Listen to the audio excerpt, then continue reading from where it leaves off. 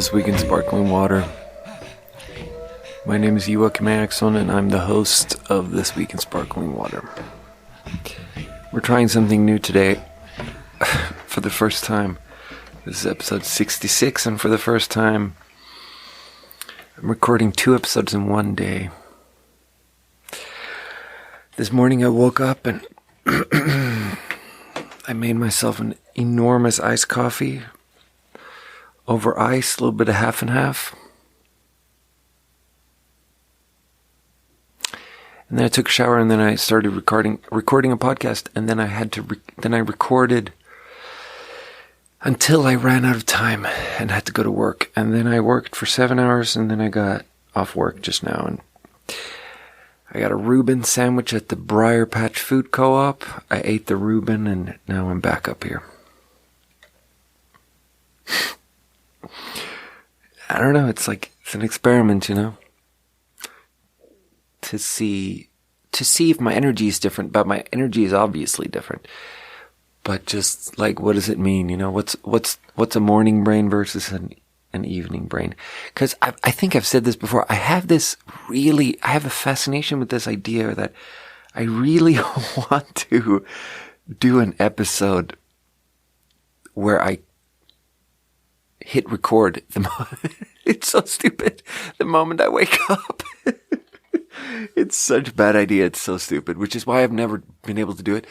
I want to hit record I want to just roll out of bed. It's way more unrealistic now that I do video, because I feel like I have to be a little bit showered for the video. But when I just did audio, I could have done it in bed, and just I'm for some reason I'm fascinated with how your voice starts out different, and then if you just wake up and start talking right away, for the first 10 minutes your voice will be in constant flux before it finds itself 10 minutes in, as everything wakes up and as your brain wakes up, and just the thoughts right when you wake up are just so spongy. And I don't know, I have a misplaced fascination with that, because I don't know that it would actually be a very good episode, but I really feel like doing a waking up episode. And then now we're doing a good morning episode and a good night episode. That's what this is. I think we should just start with the water. 'Cause last time the water was in the good morning episode, the waters were a afterthought. So what we have here is Syfo brand, lemon lime, naturally flavored sparkling water. Reverse osmosis purified, which is such a funny, science-y sounding word, reverse osmosis. And the cool thing here is, and I was bad at mentioning this last time I did a Syfo, the Syfo is bought at a Publix brand grocery store, which is a store I've never been to, which is maybe a Florida only thing, but people in Florida love Publix. Brie of the Lavernes bought this lemon lime sparkling water, and she put it in her Subaru, and she drove 2,000 miles, 20,000 miles, who knows, miles, you know, a bushel of miles, all the way to California, and she brought this to me so I could review it on the pod. And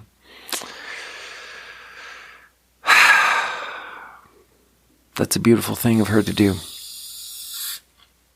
Sodium free. Let's smell it. That smells good, bro. Lemon lime. There's something really unpretentious with lemon lime, because it's lemon lime is you're not trying to be very... Because lemon lime together is actually delicious, but pretentious people like to stick to one of them. Wow, beautiful bubbles here. Beautiful, big, generous bubbles.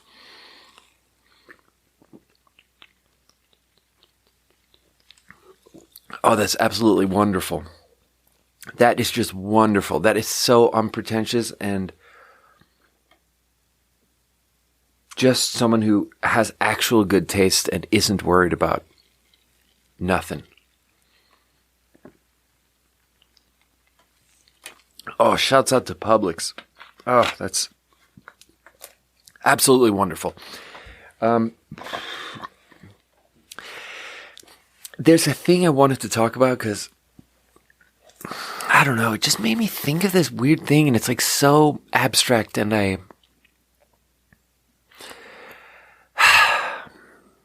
had an interaction with a guest at the restaurant, and I'm going to try to tell the story in a really concrete way and include specificities, because I think that my takeaway from it is so abstract that you might not even understand. You might not even understand what I'm saying.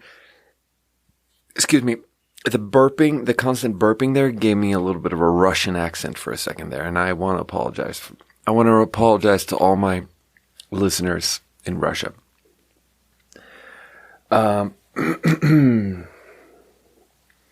So, this is a few days ago. I'm at the restaurant, and I'm working with Sarah. Now,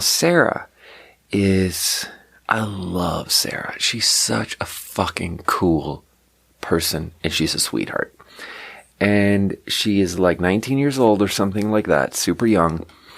And I think she was like a busser and maybe a host, and then now she got some serving shifts. And she's my little sis, you know?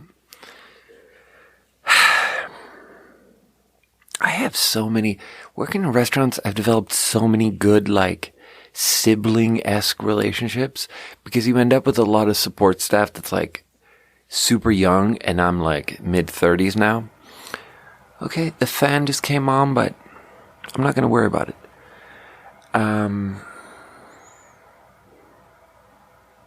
It's hard not to worry about it.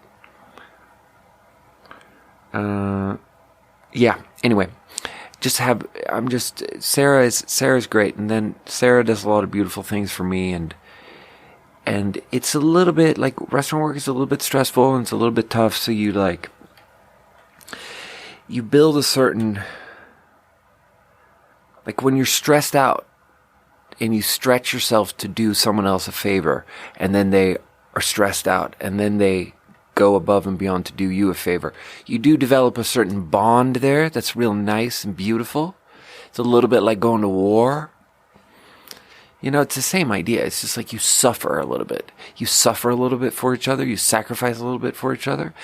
And then you just develop this thing where you feel like there's just a byproduct of it where you feel like you can be real honest about stuff because you've been through this thing and you've looked into someone's heart. And they've, like, suffered, and then they just, like, took a little bit more suffering to make your life a little bit easier, and then you did that right back to them, and it's just, like, now you feel like you can talk real honestly about stuff, and there's some intimacy there, and it's real nice. It's real nice. It's a really nice way to build a friendship. To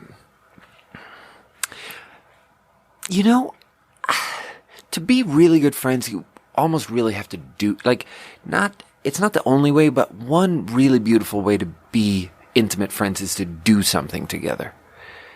And it's why people do stuff. And I remember when I was in Shanghai, I was doing a little bit of amateur theater, and it's like, to do that, it's a little bit of suffering. Like, you have to sit there at home and you have to fucking study your lines and memorize all this, like a book full of fucking words, and you have to memorize the whole thing. And then you're really stressed out because you have to go on stage, and then you have to, like, do the same thing over and over and over, even when you don't want to do it. You have to rehearse over and over and over until you get to a point where you can express something with it because you're so comfortable with it. And then through all of that process of suffering and pushing yourself to do something that you don't really want to do in the moment, and doing that in a group, you just develop this sort of intimacy where you just have this thing that there's people that I did certain stage theater things with in Shanghai, and I never talked to those people ever again. But if I ever saw them again, I'd just be like, I'd feel real good about it. And there'd just be this knowing nod. And it's real nice, you know? And that goes out to anyone who does anything. Fucking injection site. Dude, I can't even remember if I said this on the morning pod, but like on Monday, homie, bro, I got my Pfizer booster shot, and dude, it fucked me up. I got the shot at 3 p.m. on Monday. Luckily, so I had Monday, Tuesday off. Luckily, I got it on my first day off. So I get it at 3 p.m. on Monday. And then 3 a.m., 12 hours later, I just wake up. My body is hurting. However I turn, it just feels like I'm laying wrong and my bones are just scratching against each other. And I just keep shifting and moving, and it was awful. And just my body was just hurting. And then my stomach started churning. And I felt so hot and so cold at the same time. Like, I got so mad at Javi for having the AC on and making it too hot, but it was also too cold in the room. And then at 6 a.m. I started throwing up. I was like vomiting from a fucking booster. I vomited just a couple of times. I'm being dramatic, but really I feel like I stared down the barrel of death. And then my body hurt and I played video games for the day, but it was real lucky that I didn't have to go to work that day. But the injection site, the shoulder still hurts a little bit, but it was good. It was like, I'm happy to have that done, because I think I'm still staying hopeful that I can stay completely COVID free, that I can just ride out this entire pandemic without ever getting COVID, because I fucking lean away from people, and I keep the bubble kind of small, and I stay real healthy. Anyway, here's what I was going to say. Me and Sarah were working as servers a couple of days ago, and she is a little bit busy, and I wasn't busy at all. And she's still a young, new server who doesn't have the same level of experience and skill that I have, and I really want to support her and bring her up, because she really helps me so much. And I fucking love this woman. So she's busy, and I'm just hanging out, and I'm like, just tell me what to do. Like, you want me to go talk to some people? I'll take some orders for you. I'll put them in under your account so that you get to keep all the money and whatever. Like, let's just, I don't have anything better to do. Like, you're always helping me make money. I'll help you make money. It's all good. So, I do a little favors for her. We're kind of hanging out, and then she, is too busy. So there's this table that she just doesn't have time for. So, she's like, take this table. Take table 32. So I'm like, yeah, cool. I'll take the order. I'll do it under your account. It's all good. So I go over there and I pour some water for them, and I greet them, and I'm like, welcome. Tell me if I can explain anything. And they're like, yeah, we just sat down. Which is like, I hate it when people say that. It's so like, I'm just saying hello, Like, I'm just getting you some water so you can drink water while you look at the menu. Like, relax. Like, you don't have to point out the fact that you just sat down. And I hate it so much that I frequently, if I go over too soon, will say out loud, I know that you just sat down, but, I'm here for you if you have any questions, or if there's anything on the menu that I can describe, or, whatever you want, I'm here for you. No rush. I will mention the whole thing of how you just sat down. Because I'm sensitive about it. I don't know why it's such a stupid thing to be sensitive about. So then I'm just like walking around, nothing's going on. And then I just go back over there after a while. And what did the lady say? Well, at this point, I'm noticing that she says she needs more time to look at the menu. And at this point, I'm noticing that she's not skimming the menu the way normal people do. She's reading the menu. Like, she is using her finger and running her finger across each line and reading every single word on the menu, which is not usually how people do it, but, it's honorable. I frequently, when I'm in a restaurant, I feel rushed, and I just feel like I don't really know what I'm doing, and I don't understand everything on the menu, and I just don't know what would be the best thing for me. Like, I just don't know. And I would love to accidentally order the perfect thing that I would like the most. And I feel like if I had infinite amounts of time with the menu, maybe I could get closer to that answer. And often I feel rushed. So I respect her reading every single word on the menu. It's not the longest menu. It's a one-pager, So it's all good. Like, I'm letting this lady read. And I'm like, yeah, no rush at all. You know, I'm here for you. Whatever, if there's anything I can explain or anything.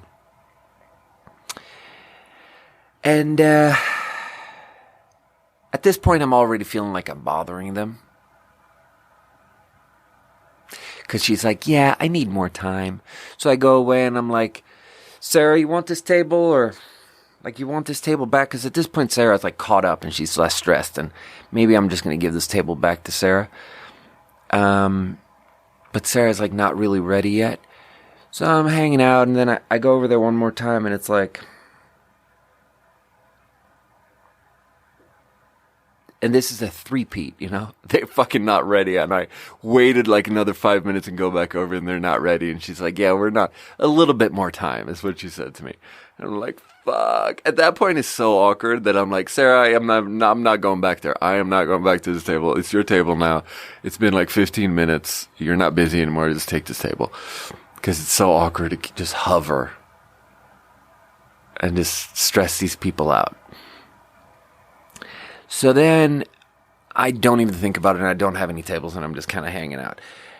And then later on, I'm walking through the restaurant and they wave me down. Okay? And then the thing that the lady says to me is, she goes, they're sitting in the middle of the dining room, surrounded by tables, surrounded by diners eating, you know. And the first question she asked for me is, do you have a restaurant here? And this is a very confusing question, but people ask things and they word things weirdly and people are just a little bit like, communication is not perfect, you know?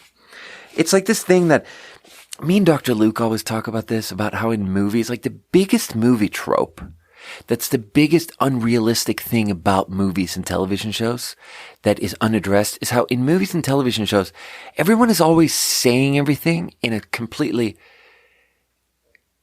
not sane, but what's the word? Like, just a very sensical, logical way. And then someone will respond something that's an actual response to what was said, and they will use correct grammar and they will enunciate, and you can hear what they're saying, and what they're saying is like a clearly explained response to what was said, and like an idea is put forth in every line, and it's like there's like this quality to it that we don't have in reality, because in reality we're such muddle brains. And Dr. Luke always brings it up in terms of like him as a doctor in a hospital. Like, there's so many television shows and movies that are like set in hospitals. And the thing that all of those miss is like, anyone who's a patient in a hospital is like completely delirious. Like, you almost never have a good conversation with a patient who's quite sick, because they're always like, anyone who's quite sick is like, has something wrong with them in their head. It's like a weird unaddressed thing that like people who like have their shit together in their mind will take care of their bodies and not end up in the hospital so much. And then the people who end up always having to go back to the hospital are the people who are like, it's not really making sense what's going on. So you're kind of like, you know what? I really need a lens wipe. My glasses are like... So I say all of that just to say that, like, oftentimes people, in reality, when you do customer service, you really have to sort of look past the words that they're using and try to look into their soul and see, what is this lady trying to ask me? So when this lady is asking me, do you have a restaurant here? I'm trying to be charitable, and I'm trying to be like, maybe she's wondering about what kind of restaurant we are, you know? Like, what's going on here? Like, what is this, you know? Maybe she just wants some open-ended information. So I start talking a little bit about the concept, like, yes, so this is like, the menu is like an early California-inspired menu, you know, when California was controlled by Mexico, so it's a little bit Mexican-inspired. You know, we make everything from scratch. Everything is locally sourced. It's sort of Mexican-inspired, early California-inspired, because the building is a very early California building that's like 170 years old. You know, I talk about the concept a little bit. And then she's all like acting annoyed, as if there's something outrageous going on.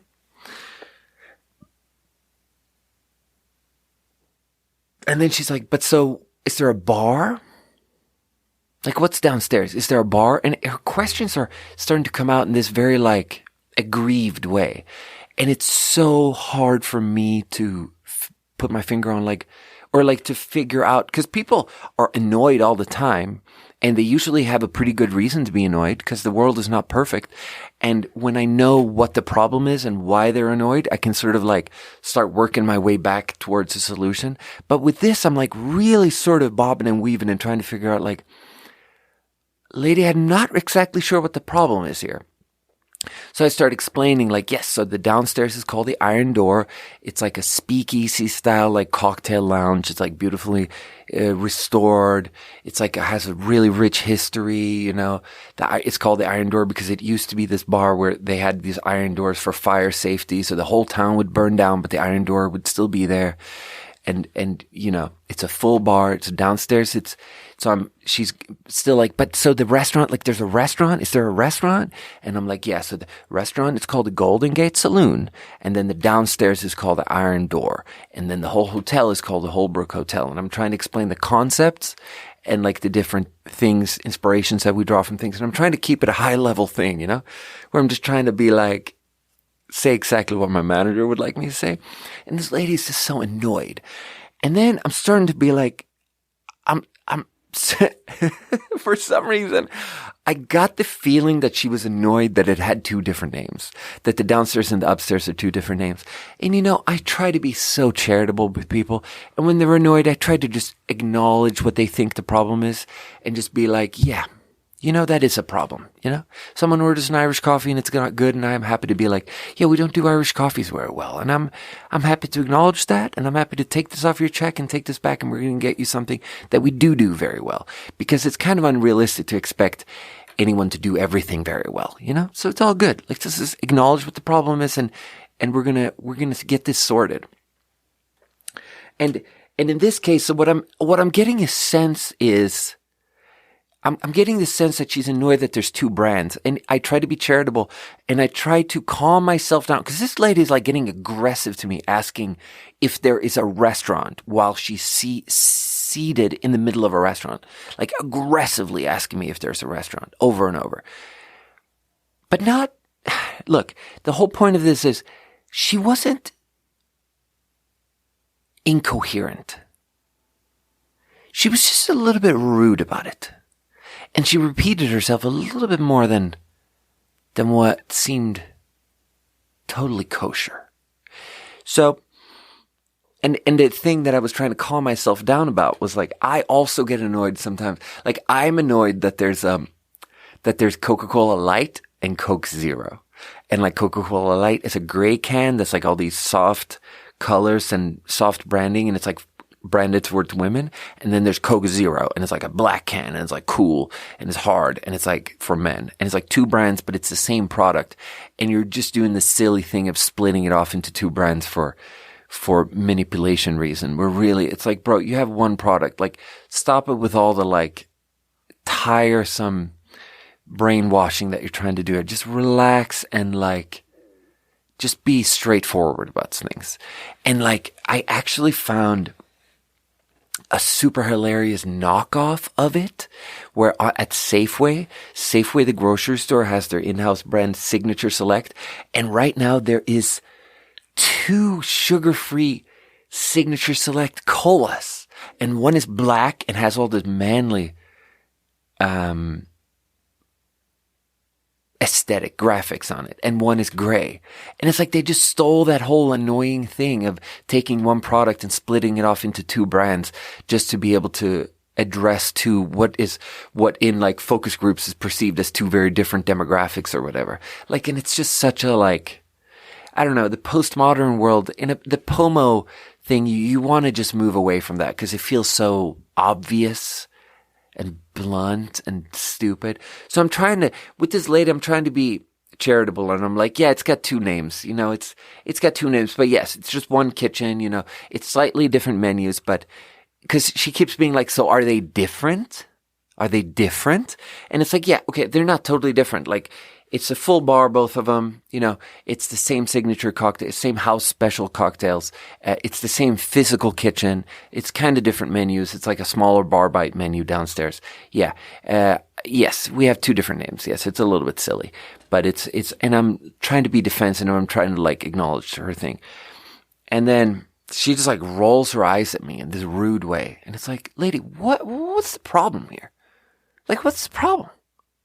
What am I doing wrong? And it's these like very well-dressed people in their early 60s, maybe.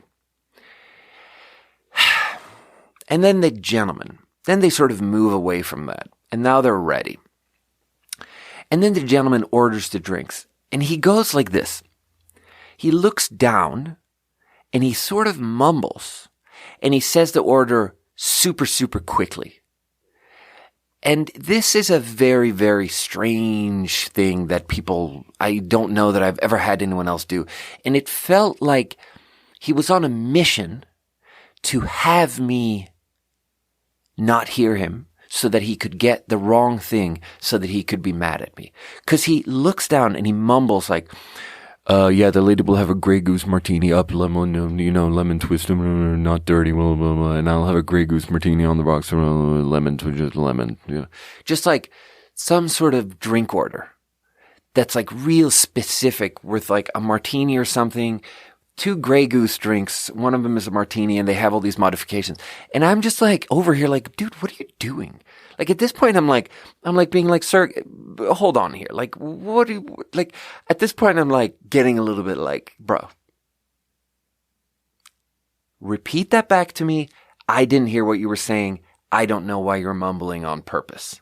Like, I find you, at this point, I'm like, I'm getting annoyed. Like, I almost want to be, it goes back to this thing that keep coming back to about how I need to be more connected to my anger. And I think I'm getting better at it, because in the past, I think I would be, because this is a situation of being mistreated. Like, these people are mistreating me throughout this conversation. They're like just rudely talking to me. They're rolling their eyes. They're with everything. They're going like this, like I'm doing something wrong. And like everything I'm saying is so stupid.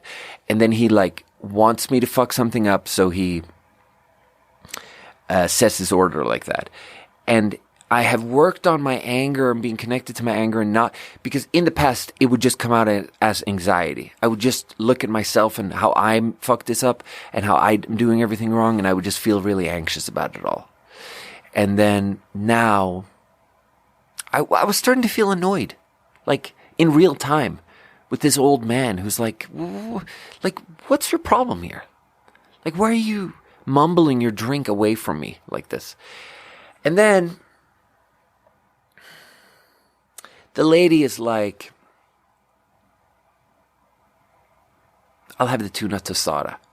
So the tuna tostada, for those who don't know, for those who don't work with me, it's a blue corn tortilla, a crispy tortilla, locally sourced from I can't remember what the corn tortilla company is called, but anyway, it's in Grass Valley. The point is, it's a taco-sized crispy blue corn tortilla that we spread a little bit of guac on, and then we layer on that like slaw, and then like some sashimi grade ahi tuna, sushi, in the sushi world, we would call it akami, like the red flesh of a yellowfin tuna, and then cubed up avocado, and then more slaw, and then more avocado, and then more tuna, and we layer it and build it into this big tall pyramid, and then some microgreens on top, and then a wedge of lime on the side, and it's just like this simple sashimi, slaw, guacamole appetizer that you squeeze some lime on. It's fresh, it's beautiful, it's simple, So it's a cold dish. And so I explained this to them, what it is, and I explained that we can't actually cook the sashimi to be well done, because it's like, it's not a dish like that at all. It's a cold dish, like we don't cook it. And yeah, they asked me about the branzino. They asked me about the other fish dish. They kept being unhappy about everything. And then the gentleman just stands up.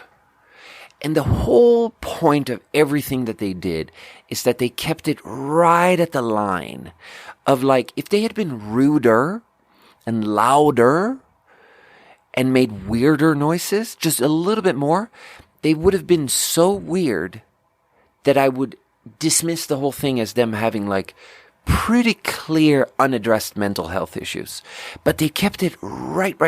They walked all the way up to the line and never crossed the line. So they, at every point, they seemed like people who are actually part of society. And so the man stands up real violently and his chair almost falls over. And if his chair had fallen over, the whole thing would have been a farce. And he would have looked so silly. And I would have dismissed the whole thing, but his chair didn't fall over. It just shot back. And he just like screams like, or says loudly, we don't like it. And the lady is like, I can't eat the tuna raw. It's like, lady, people eat tuna raw all day, bro. So they sort of like, he's like, we don't like it. And the whole thing is like, they just didn't like anything and they are storming out. And then I already have this Martini Order and I'm like so connected with my anger at this point that I even got a little bit like I was trying to make fun of them and I'm like such a wuss that I like didn't. But so I was trying to be like, okay, so this Martini Order, like, are we canceling? Like, as they're walking away, I'm like, so you want these martinis? Or like, what are we doing here? Are you guys walking away from me? And I was trying to make fun of them. And I don't think that landed very much with them. But the thing is that night, I fucking couldn't sleep because I felt so insulted by them. They got under my skin. Like, they were just so rude from beginning to end. And they just like got to me. Cause like I was clearly trying so hard and answering these ridiculous questions with these super tailor-made perfect answers. And they just shit all over me over and over. At every part of the conversation, this shit all over me. And honestly, after the thing, I walked up to Sarah, who I was doing a favor, taking a table in her section, and I was just like, bro, I just took like the biggest hit for the team here. Because that was the worst guest interaction I've had in weeks, and it was so rude, and I feel fucking devastated right now. And Sarah was like, oh fuck. Because Sarah has this idea where she thinks I'm like real impenetrable and real good at it and stuff, and I don't really give a shit and I don't really get stressed out and things don't really get to me and stuff. So she's like, oh my God, if it got to you, I would have been crying. It's like, probably. I don't know. Like, people cry a lot in restaurants. Restaurant workers cry all the time. Let's have a little bit more Syfo. So, I was really struggling to explain to people though because it's a very, even now I feel like I'm not really conveying it, but it's a very hard story to compress because it's like, oh, they asked about the restaurant rudely. Like, how do you ask rudely about the restaurant? But they managed to. They just asked like, yeah, I was trying to explain to my coworkers, like, they were so rude and like, they were like, how? What did they say? And I'm like, well, they asked what's downstairs rudely. It's like, how? They said they wanted the tuna well done, and then they screamed, I don't like it, and said, I can't eat the tuna raw, and everyone was like, well, that's fucking weird. That's a delicious water that honestly tastes a lot like the lemon lime Luka and Ramlösa back in Sweden. Syfo, Publix. Very good. So, the thing that this brought up for me that's more abstract is how living in America, slightly more living in a big city than in a small town. This is less of a thing now, but living in any big city in America, you're frequently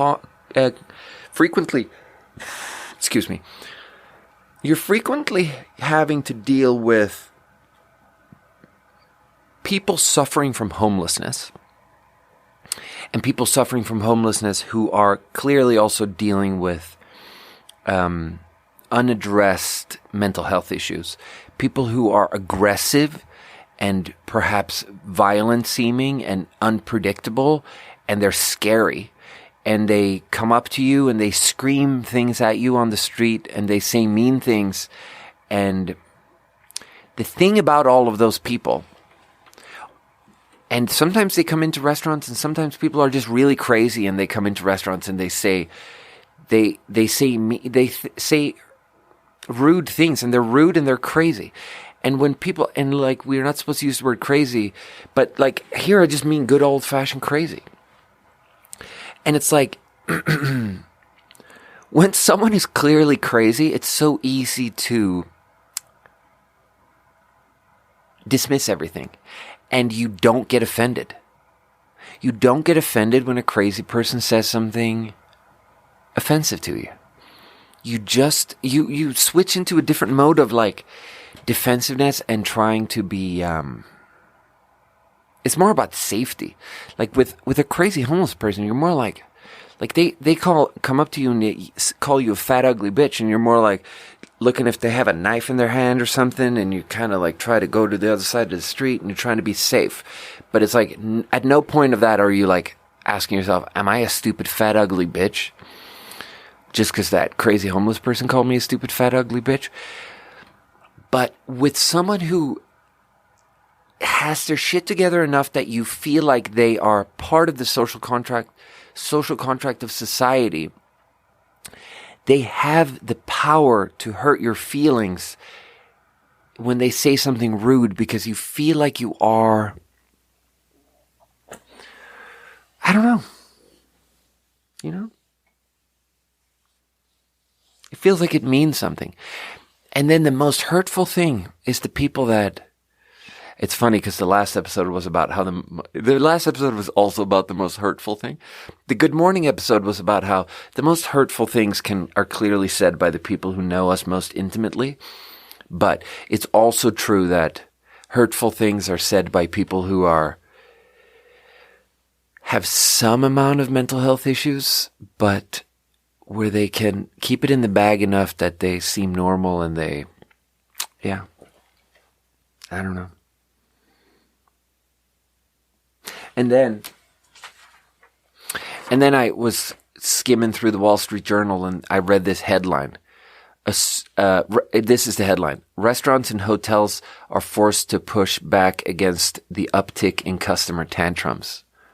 It's like we're just all kind of losing it. Like, you know, and then the article starts, a surge in toxic customers and poor behavior has prompted many restaurants to rethink the adage that the customer is always right.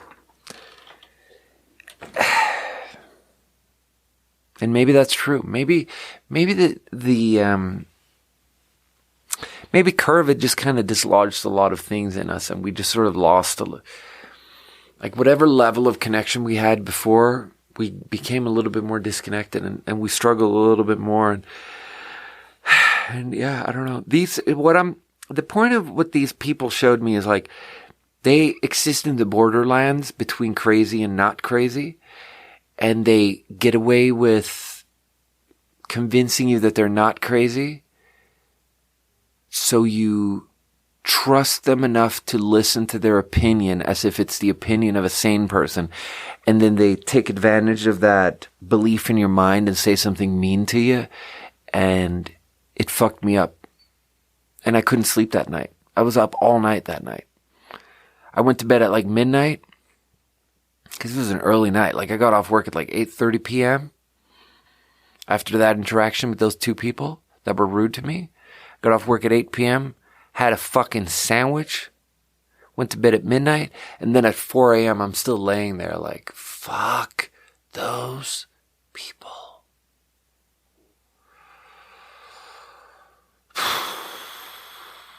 And I did that for Sarah, and I'd do that for Sarah again. I'd do that for Sarah tomorrow, and fuck, I'll do that for Sarah every day, because she would cry, and it's fine. I can do it. It's fine. I don't care. I care just the right amount. That's what I always tell people, that like the best people in this kind of job, like a stressful customer service job, where you're trying to please people, like working at the White Lotus, the best hotel worker at the White Lotus cares right in between, where you care just enough to get them fresh duvets, but you don't really give a shit, you know? Because if you really give a shit, you get stressed out. And guests have the best experience with someone who cares right in between, you know? Right in between, right? That's that Goldilocks sweet spot of giving a shit. Let's do another water. So this is Bubbl'r antioxidant sparkling water. We've reviewed like fucking 15 million of these, and they're all shit. So this flavor is lemon lime twister, and there is no E in twister. They replaced it with an apostrophe or whatever that fucking thing is called in English. Smells like the whole fucking periodic table. Oh, no. It smells like one row of the periodic table, and it tastes like absolutely every single chemical in existence blended together in a lemon lime twister. That's what the twister is. This is bromium, tenacium, you know, George Lucasium, all of them blended together. That's awful.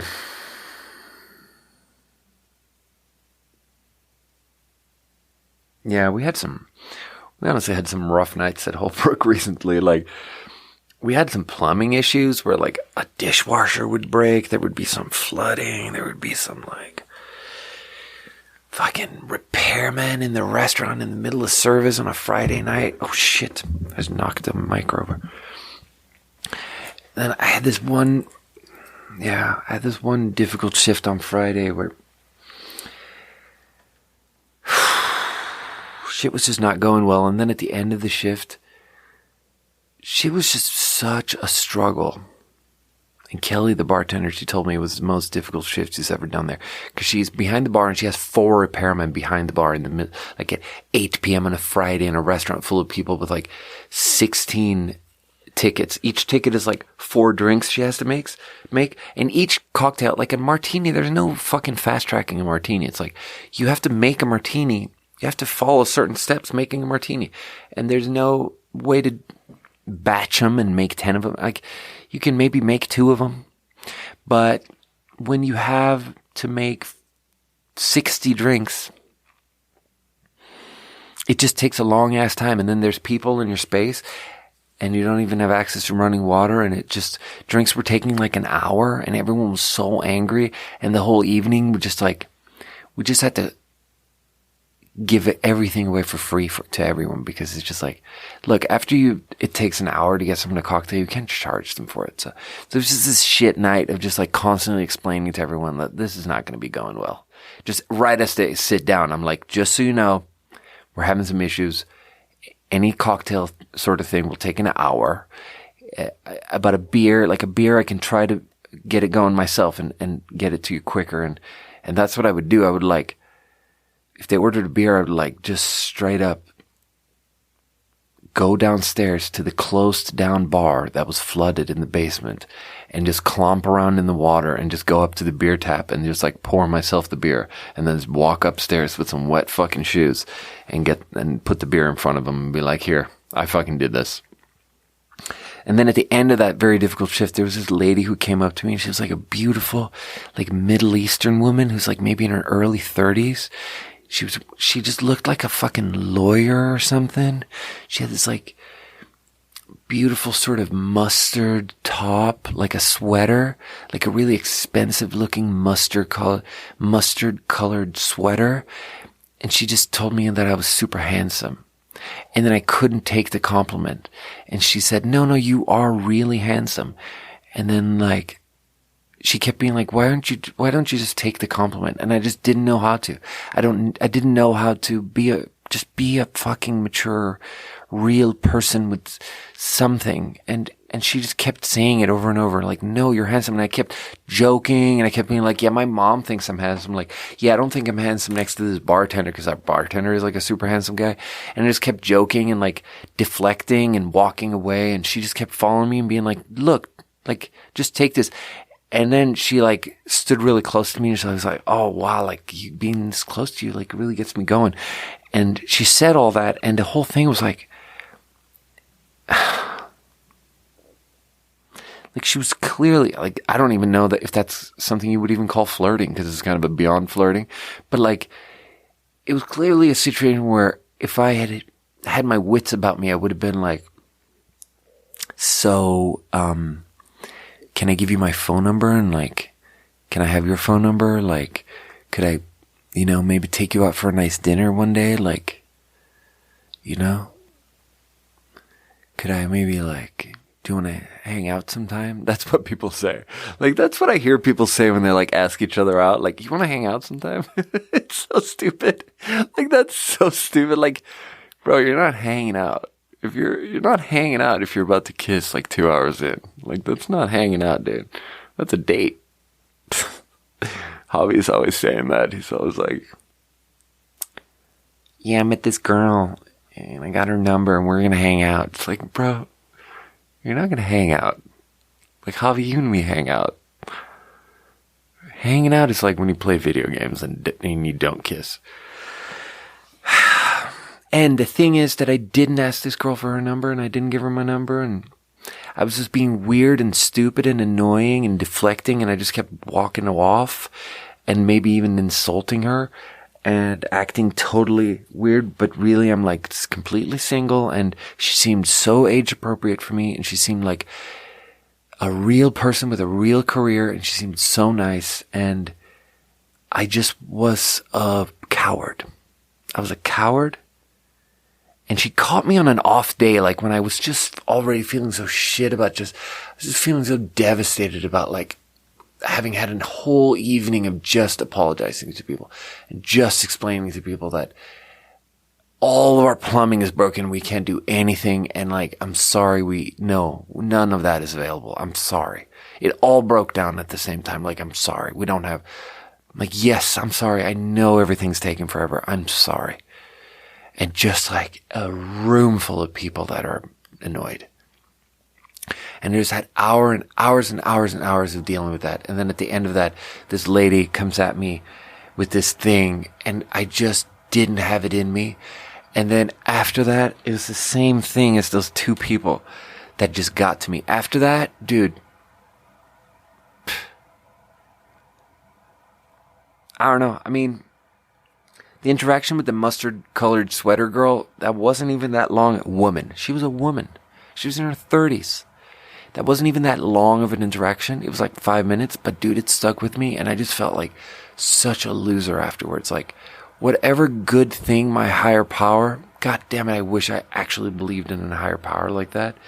Whatever good thing the randomness of the universe will fucking accidentally drop in front of me, I just will always self-sabotage my way away from it. Like, I will never have anything good.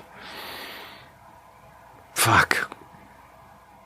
Dude, I felt so bad. The only thing that made me feel better was I went back of house, and I stood in the kitchen, and I just looked at Isaac, and I just explained what had happened to him, and I didn't sugarcoat it. I just was like, dude, I was just a pussy. Like, I was just a fucking coward. I just wussed out. And she wanted me to not wuss out. And I just wussed out. And she did all the heavy lifting. Like, she said these very courageous things. Like, it's scary to say to someone, I think you're good looking. Like, that's so scary. Because you can get rejected, and I rejected her, basically. Like, she doesn't understand that I thought she was incredibly beautiful. And I didn't want to reject her, and it was not her fault. It was just me being in my stuff, you know? But it's scary, and she did all that heavy lifting, and I couldn't even lift anything. All I had to do was do the tiniest little thing, and I couldn't do it. And then Isaac was like, yeah, relate, hard relate, always do that, always self-sabotage, I'm always a coward. Always, even when people want it, it's like I can't do it. It's like I just feel like a loser all the time because I pussy out. And it's like, I just looked at Isaac and was like, well, at least it's you and me, Isaac. And I felt a little bit better. Bro, that reminds me of this other thing that in the Good Morning episode, it's funny how these are sort of sister episodes, this Good Night episode and the Good Morning episode. In the Good Morning episode, I talked about how I had a long video call with Julie yesterday. And she told me a story.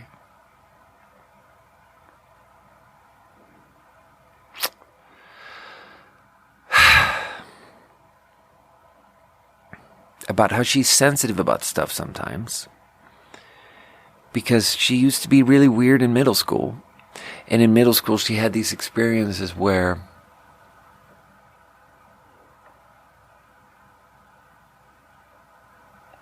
two different times in middle school, a guy asked her out and she said yes. And then the guy said, psych.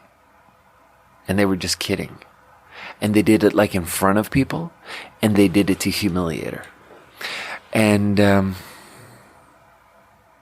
when she said that, I was obviously anyone who is a real true fan of the podcast and listens to it all will know what I'm going to say now. Because what I'm going to say is, it's obviously the movie Up, and how in the movie Up there's this portrayal of like core memories from childhood that turn into these like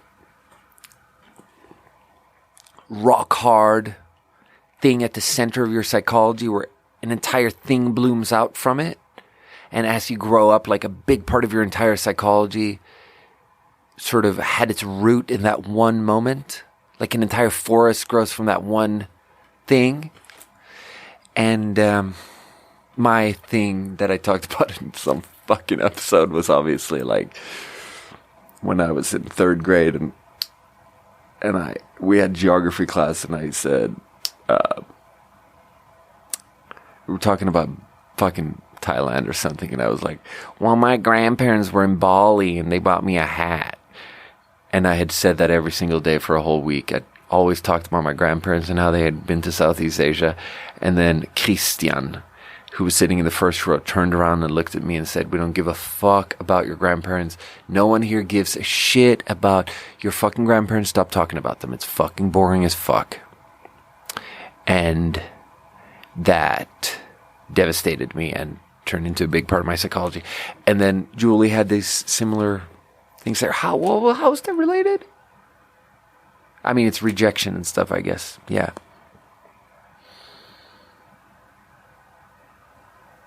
It's rejection. God, it's such a like, I live in such a fucking made up fantasy world because now I'm like, oh, I should have just asked that mustard sweater lady out and then I would be, on track to start a family with her now, and she's a lawyer and we'll buy a house and it'll be all good. But I think someone told me she's married and she probably is just crazy and wants to like have an affair. So it's like, let's not pretend like there's some perfect world that I'm missing out on. The grass is always so much greener. So let's try another water. So this is Spindrift Lemon. Everyone knows about Spindrift, and most people know about lemon. Let's smell it. What's the percentage of juice? Do they tell you? 3% juice, sparkling water. That's it. 3% fresh squeezed lemon juice. These Spindrifts, man, I don't know why I hated them for so long. I think I had one, it was bad. Like, maybe the grapefruit was bad. I think the first one I had was a shitty one. And it just turned me off from it forever.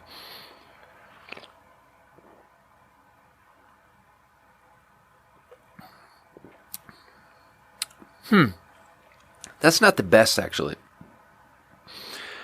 But it's...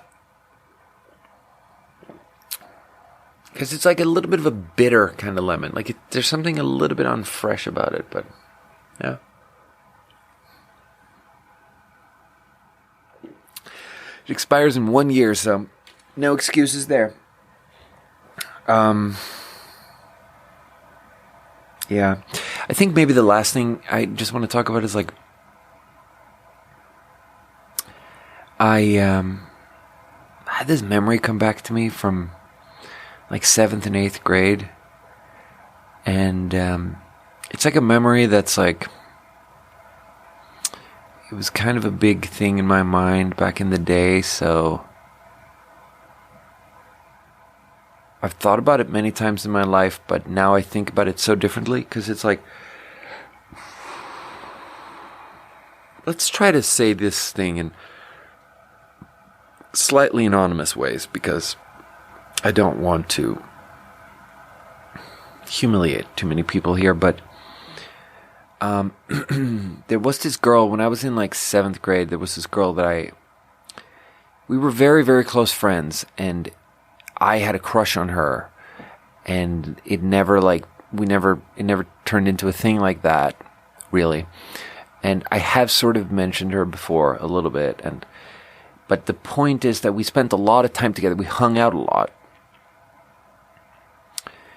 And now I feel super defensive, and I feel like I have to sound cool, and I have to mention right up front that like I did get to make out with her one time. Like there was this one time when we went on a trip and we got a little bit drunk, and we like made out because we were like sleeping on different beds in the same room, and then we were on the same bed, and we were like kind of making out, and I like sort of rubbed on her pussy a little bit. Does that make me a cool guy? Is everyone super impressed with me now? Good. Glad to hear it. God, I'm such a fucking loser. Anyway, the point is that I spent a lot of time with her, and then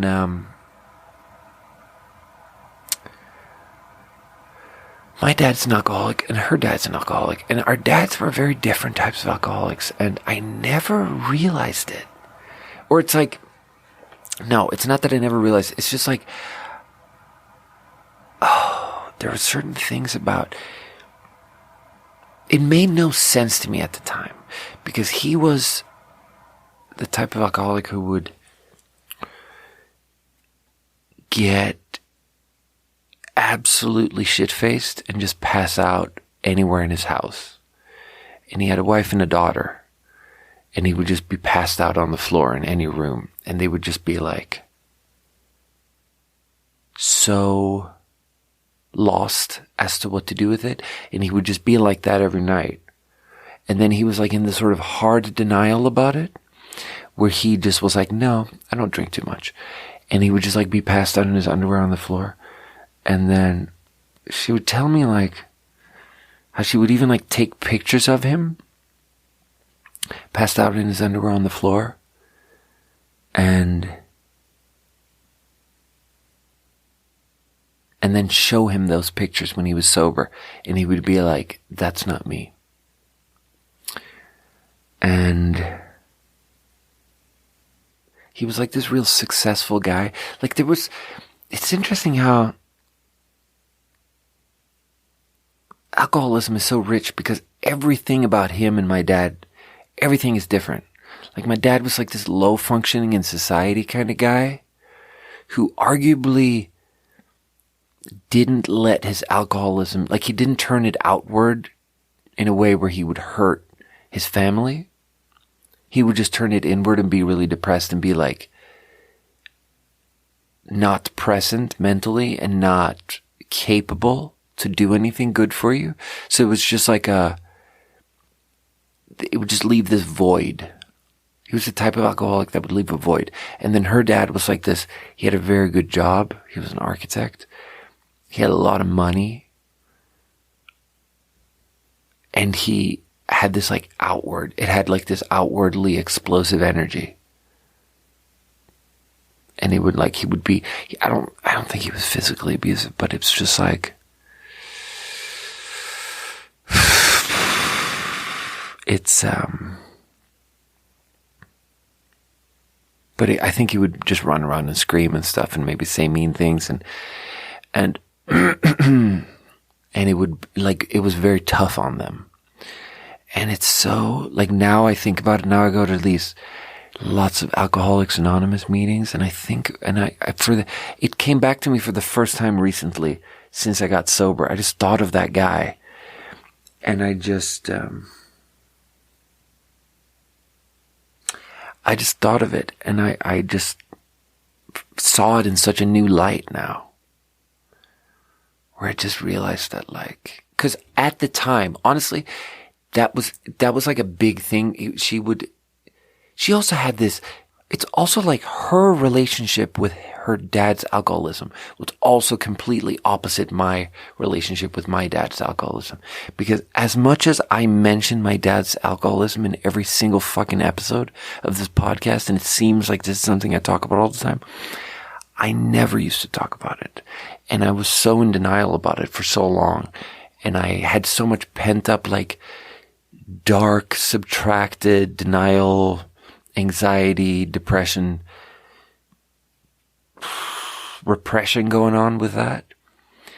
And she, as you can tell from me knowing these things, she would talk openly to her friends about how her dad was an alcoholic in real time, as she was in 7th grade, living at home, being a kid, you know? She could already talk about it, which is incredible. Which is a much healthier way to do it. Fuck. That's why, today she lives a beautiful life, and she's a veterinarian, and she's like getting married, and it's about to have kids, and her shit is all figured out, and me, I'm a restaurant worker with a podcast, you know? I fucking love my life, though. It's so funny. It's so funny, dude, because I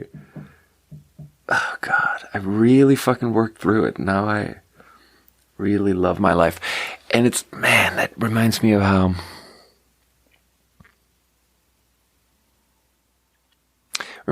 people have this thing that they say that, like, never really landed with me. People have this thing, like, people say that you should love yourself, and it just seems like these words, and I'm never really, like, that's something that just always went into my head and just was like, that's such a fucking stupid idea. And then I was watching this incredible show, I think it's called Coming Out Colton, and it's about Colton Underwood, a super handsome NFL American who was The Bachelor on the television show The Bachelor. And he had 13 women that he was considering to marry, or whatever it is that they do on this show. And then after the show, he ended up with one of them. And then it didn't go well, and she actually got a restraining order from him. And then now he's telling the world that he's actually a gay guy. And it's like, when I heard about that show, and so Netflix is now doing a show about his journey of coming out and realizing that he is gay, and it's like, when I heard about that, I was immediately 1000% interested, because Julie always has this thing. She tells me that those shows, The Bachelor and The Bachelorette, and like those shows, they're actually catering to an incredibly conservative Christian audience. As much as there's like, they seem to be kind of like rubbing their genitals and stuff on the show, and it seems kind of raunchy, and they sit in a hot tub and maybe they get a little bit drunk, and like the guy kisses all of the girls, and like it seems really fucking slutty and weird and like just like sexual liberation. It actually isn't. It's actually this weirdly super conservative, like it caters to that group, and the producers keep the vibe, this like weirdly conservative, ultra-Christian. It's actually part of ultra-Christian, religious extremist America, the Bachelor, Bachelorette franchise, which is why it's so fascinating to me that the guy comes out as gay, because it's like, it's a really sort of like, it's this thing that me and Javi have been talking about on all these episodes now, of like how COVID has these like, this team thinking. Like there is this team thinking where like I'm part of the liberal team, and when Colton Underwood comes out as gay, it's like my team is fucking winning. and I get to rub it in their face. And this television show is just like, he goes fishing with this like super Christian-y dad who's like also a football coach, and like maybe sometimes he was more of a football coach than a dad. And now he comes out and he's like, Dad, I'm actually, all these locker rooms were there, we're always making fun of the fags, I'm actually gay guy. I'm actually the gay guy. I'm actually gay. And it's like an incredible show. And then he strikes up this friendship with maybe the first out gay Olympian. I don't know what the guy is the first at, but there's something. The guy's a snowboarder. He's a snowboarder. He was in the Olympics for America. He's an American or Canadian. He's an American, and he is a gay guy. And they are friends, and the guy is further along in his journey of accepting himself. And the guy just says this thing where he's like, have you ever watched RuPaul? He goes, have you ever watched RuPaul's Drag Race? Well, in the end of every episode, RuPaul goes, if you don't love yourself, how is anyone else going to love you? And when he said that, it's weird because I've watched RuPaul's Drag Race, because the girl whose name I've never said on the podcast, the girl whose heart I broke, and I've never said her name on the podcast, and I've mentioned that before, and Julie has said that when I said it, it sounded like I was happy about breaking her heart. And I think I think it's a weird learned behavior from China, where sometimes in China, when things are maximum awkward, you laugh and you smile real big. It doesn't mean you're happy about it. It means you're fucking suffering. And I hated how I broke that girl's heart, and I'm not happy about that. And I think about it every single day still, and I've never said her name on the podcast, and I never will. And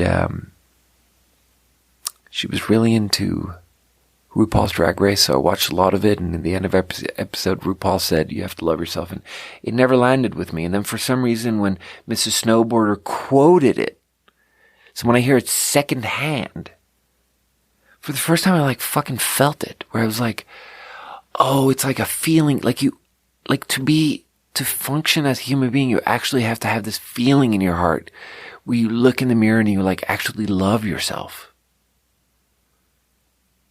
And that's like something I thought for the first time like 4 days ago.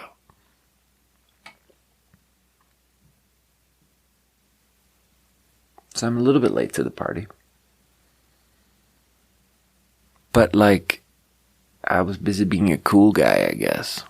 And I didn't think it sounded cool that you have to love yourself, but then it turns out that it's like the morning episode, all those things, like, we thought it was cool to be a bad guy, but as much, as time passes, it turns out that it's not cool at all to be a bad guy. It's cool to be a good guy.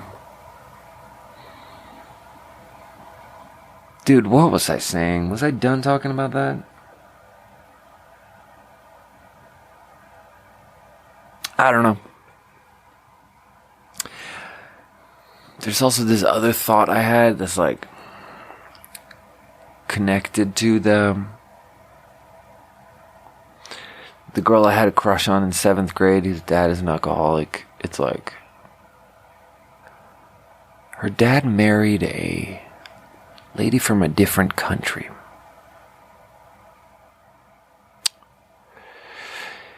And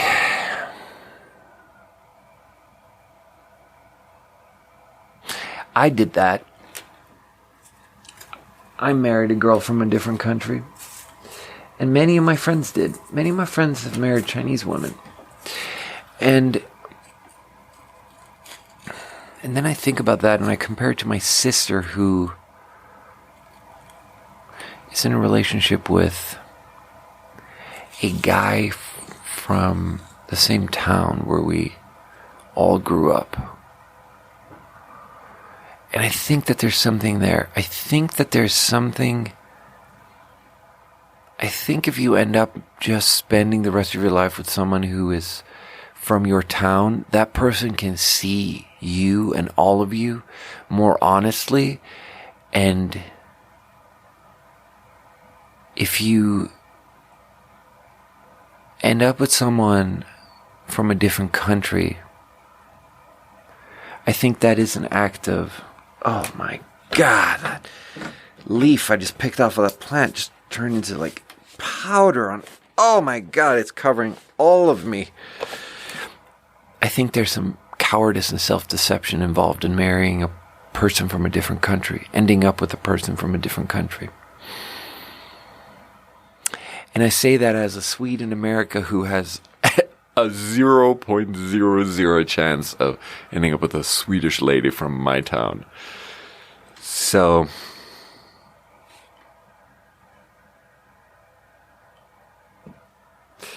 yeah.